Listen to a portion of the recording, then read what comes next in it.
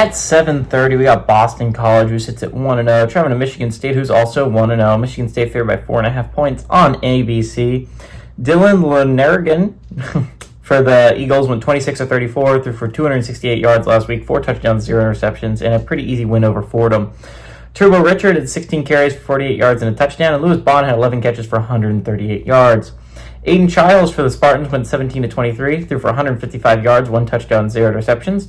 Makai Frazier had 14 carries for 103 yards and a touchdown, and Omari Kelly had 7 catches for 75 yards. Boston College is 5-1 against Michigan State all-time. Last 2 games have gone to Boston College in 2007 and 2024. Boston College is 1-1 when traveling to Michigan State. The only time Michigan State has won was in 1995. And Boston College is 1-1 in one-possession football games.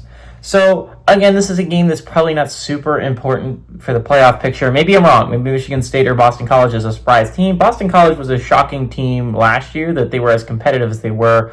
They were always a hard out. They gave SMU a tough fight last year. So it's going to be interesting to see what Boston College is like this year. Michigan State is supposed to be a little bit better this year. Last year they were not very good. They went 5-7, didn't even make a bowl. But they're supposed to get progressively better this year. I think this game has the possibility of being really interesting because I think Michigan State fans are going to remember what happened last year. If you did not know, Michigan State traveled to Boston College. They had the lead for most of the game before Boston College completed a touchdown pass with like a minute and a half left, and then intercepted Michigan State to make sure they won the football game. So this was a really, really good football game last year. This was probably the game Michigan State had that hurt the most. This was my heartbreaking loss for Michigan State last year in my video. Michigan State fans are going to remember that game for a while, so hopefully this is one to get it off their memories. This is a chance to defend home field. Boston College team, which isn't the greatest on planet Earth, coming to Michigan State.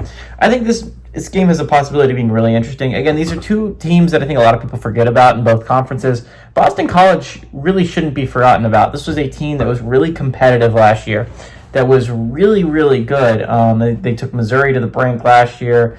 They took a lot of good teams to the brink. They took SMU to the brink.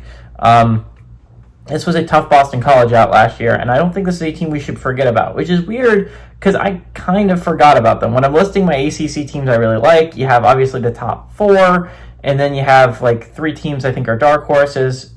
Well, not dark horses, but teams I think some people are paying attention to that could possibly make a run at it. And then there's some dark horses like NC State and Pitt. I think Boston College should be in that category of very dark horse, along with Virginia Tech. I think they are a team that could absolutely, if things fall right for them, they have the coaching, they have some players. If things fall right for them, Boston College could make on a run this year. Michigan State, I think, is a very talented team, though. I think Aiden Childs has progressed from last year to this year. I don't think he will make the same mistakes. And for that reason alone, I think Michigan State can defend home field. I think this game is going to be extremely close. I honestly like Boston College to cover here. 4.5 points is too many points. I don't think Michigan State wins by more than 3. I think they win by 3. I think they kick a game-winning field goal as time expires.